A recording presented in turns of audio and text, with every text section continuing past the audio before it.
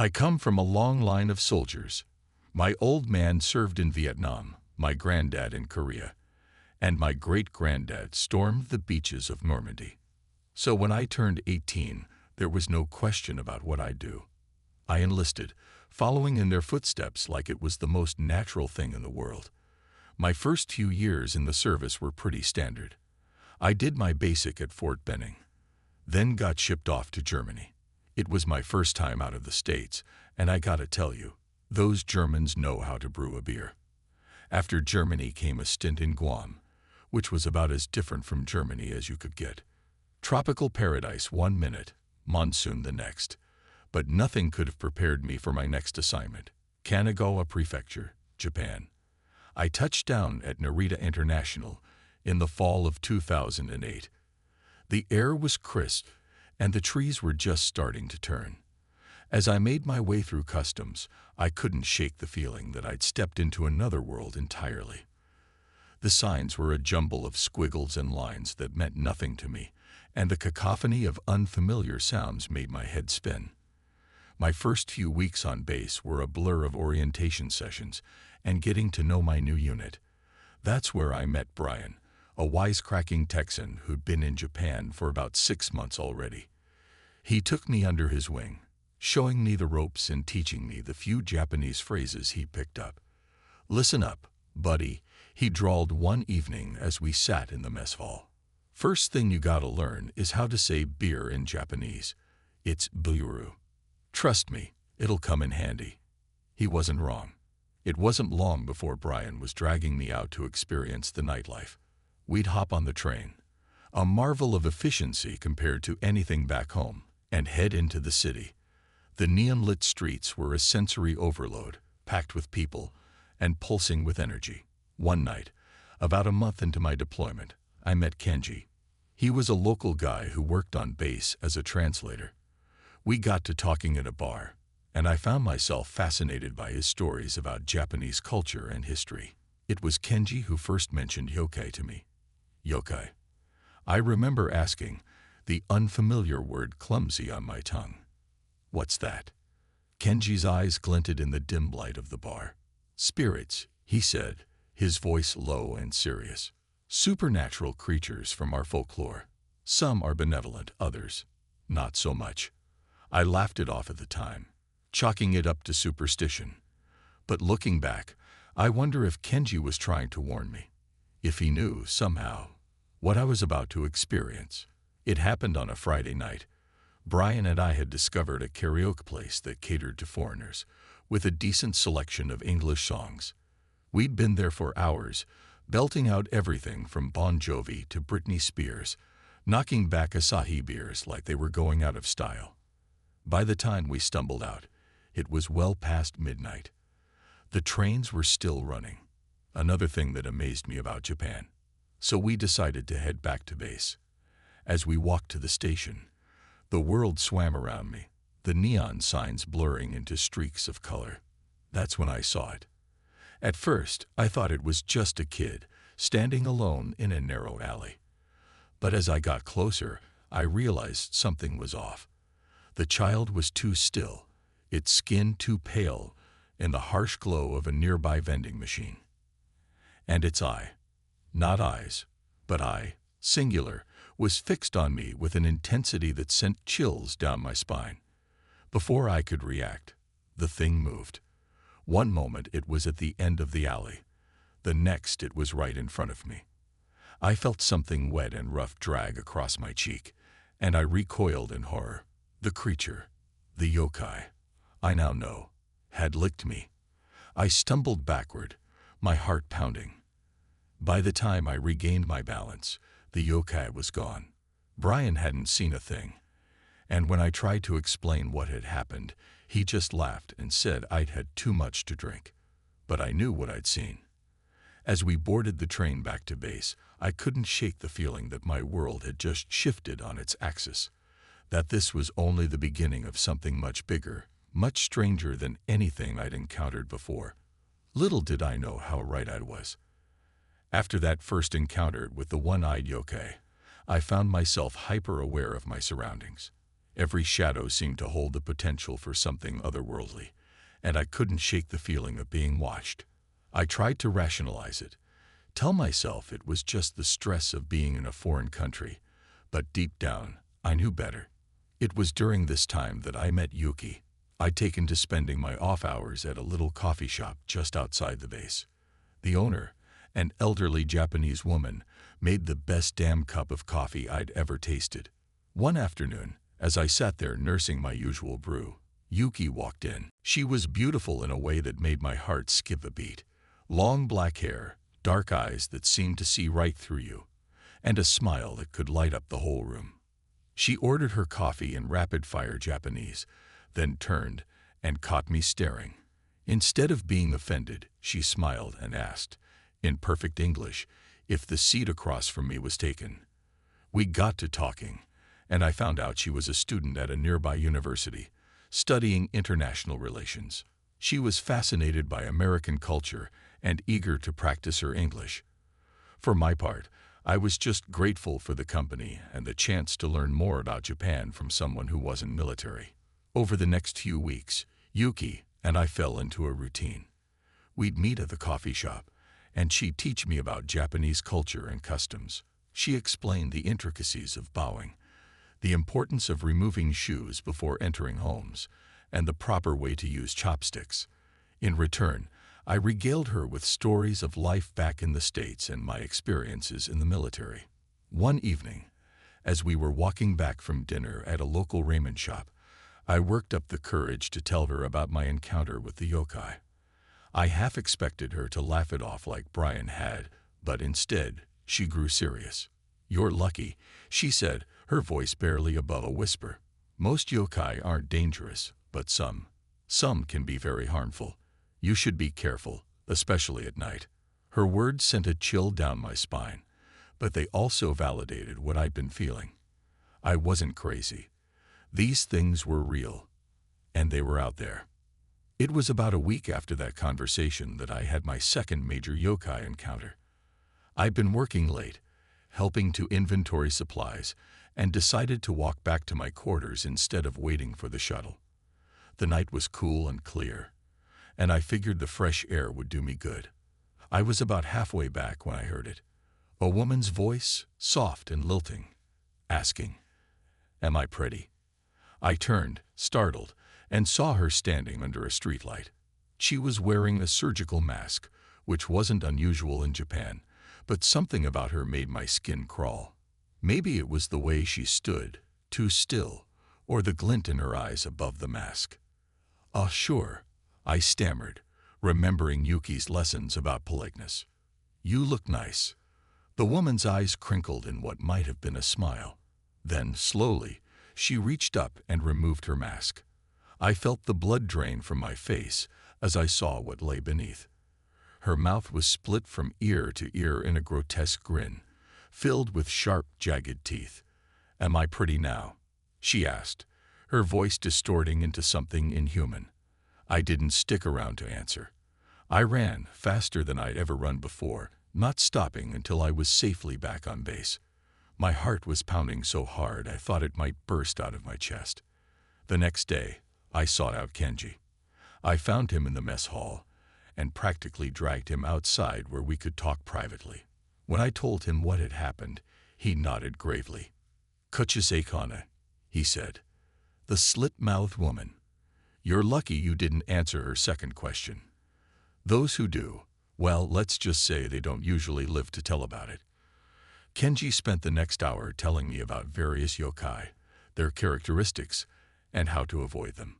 It was a lot to take in, but I hung on every word. This wasn't just folklore anymore.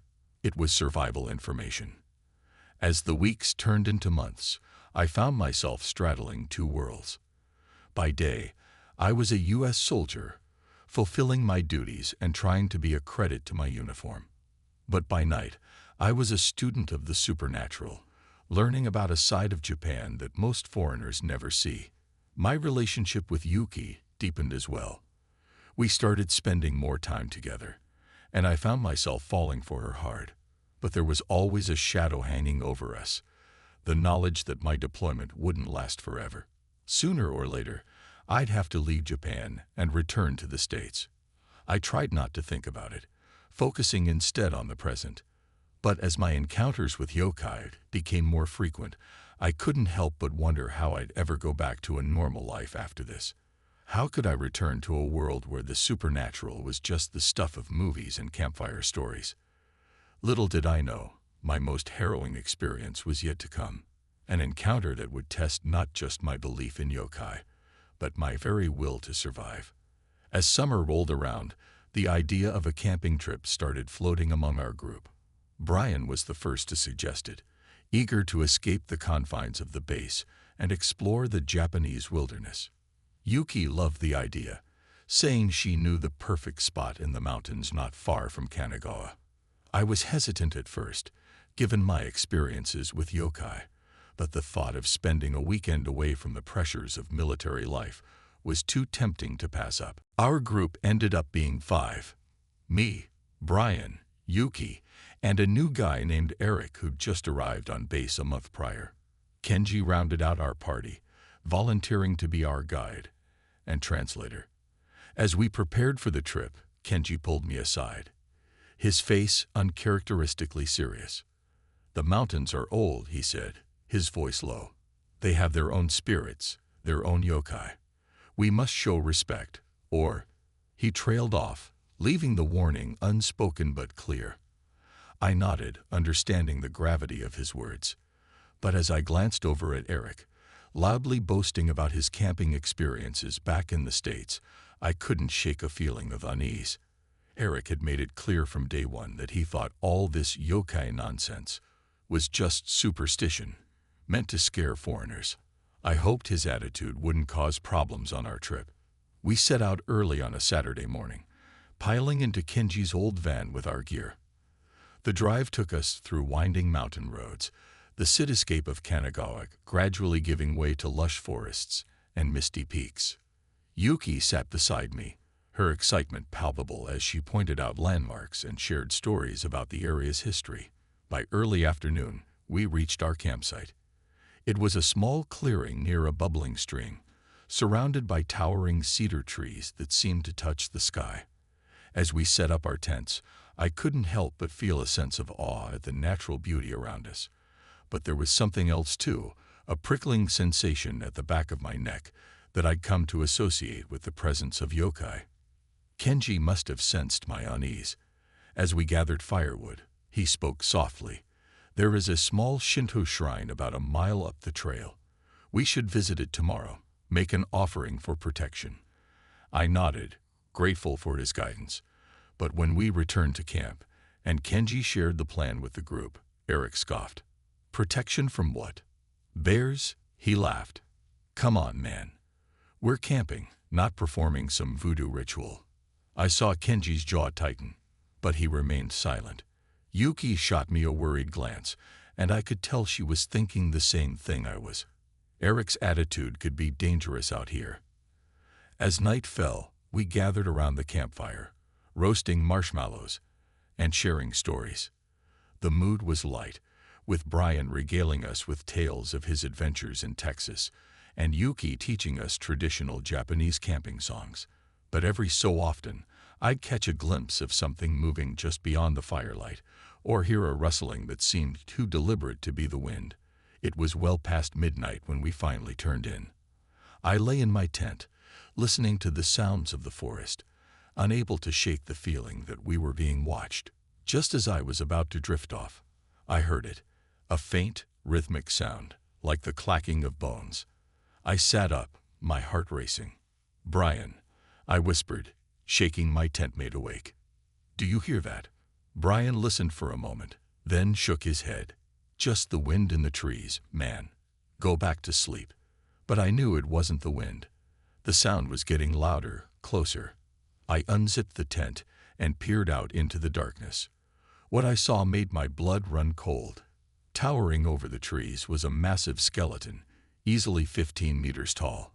Its bones gleamed an eerie white in the moonlight, its empty eye sockets somehow managing to convey a sense of hunger. I recognized it immediately from Kenji's descriptions, a Gashadokuro, a giant skeleton yokai born from the unburied dead of battlefields and famines.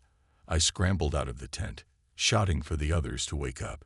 Yuki and Kenji were quick to respond, their faces pale with fear as they saw the Gashato Kuro. Brian stumbled out next, his eyes wide with disbelief. "What the hell is that thing?" He yelled over the now deafening sound of clattering bones.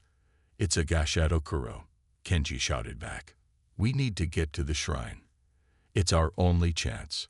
As we gathered our wits and prepared to flee, Eric finally emerged from his tent. Unlike the rest of us, he didn't seem afraid. Instead, he looked annoyed. "Oh, come on," he scoffed.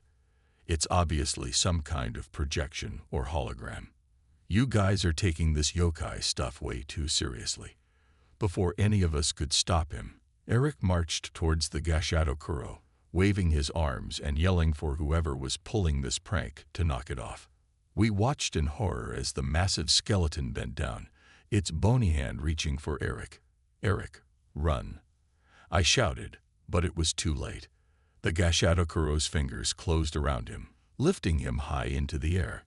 Eric's cocky demeanor finally cracked, his screams echoing through the forest as the yokai raised him towards its gaping maw. In that moment, I knew our camping trip had turned into a fight for survival. As the Gashato Kuro turned its attention to the rest of us, I grabbed Yuki's hand and ran, following Kenji as he led us towards the shrine. Behind us, I could hear Brian's ragged breathing and the thunderous footsteps of the skeletal giant in pursuit. Our weekend getaway had become a nightmare, and I couldn't help but wonder if any of us would make it out of these mountains alive. We tore through the forest, branches whipping at our faces as we followed Kenji's lead. The thunderous footsteps of the Gashato Kuro shook the ground behind us, spurring us on despite our burning lungs and aching muscles. Eric's screams had long since faded, and I tried not to think about what that might mean. "There!" Kenji shouted, pointing ahead. Through the trees, I could make out the faint outline of a small wooden structure, the Shinto shrine he'd mentioned earlier. It seemed impossibly far away, and the Gashato Kuro was gaining on us with every step.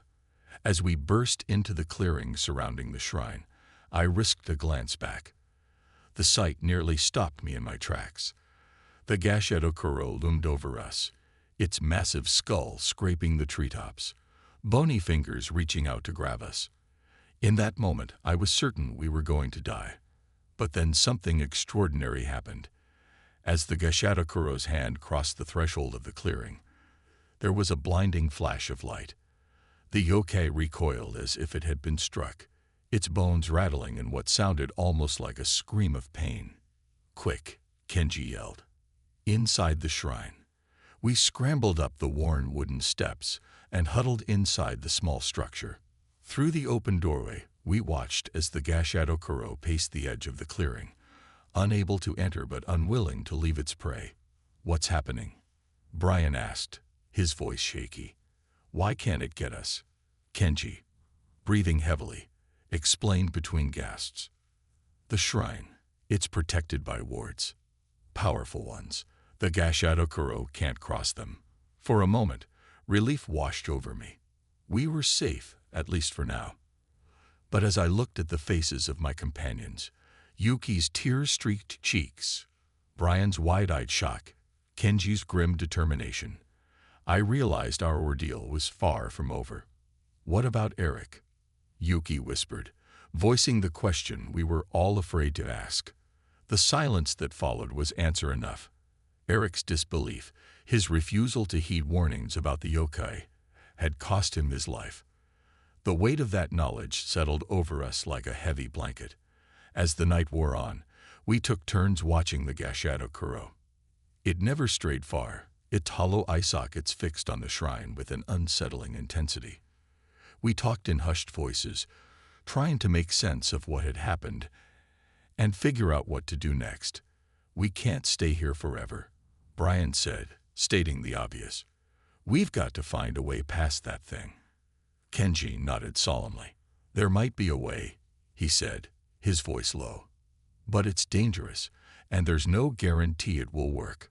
He explained that the shrine was dedicated to a tengu, a powerful yokai often depicted as a bird-like creature. Tengu were known for their martial prowess and their ability to drive away evil spirits. If we could somehow summon the Tengu, it might be able to defeat the Gashato Kuro. The idea seemed absurd, fighting one monster with another, but we were out of options. As dawn broke, painting the sky in hues of pink and gold, we began the ritual Kenji described. We clapped our hands, bowed, and recited the prayers he taught us, our voices growing hoarse with repetition. Hours passed with no result. The Gashato Kuro continued its vigil, and despair began to creep in. Then, just as we were about to give up hope, the air around us changed. It became charged, like the moment before a lightning strike. A wind whipped up from nowhere, swirling leaves and debris around the shrine. With a sound like thunder, a figure appeared before us. It was tall, with the body of a man but the head and wings of a crow. Its eyes gleamed with an otherworldly intelligence as it surveyed us, and then turned its gaze to the Gashato Kuro. What followed was a battle unlike anything I'd ever seen or could have imagined.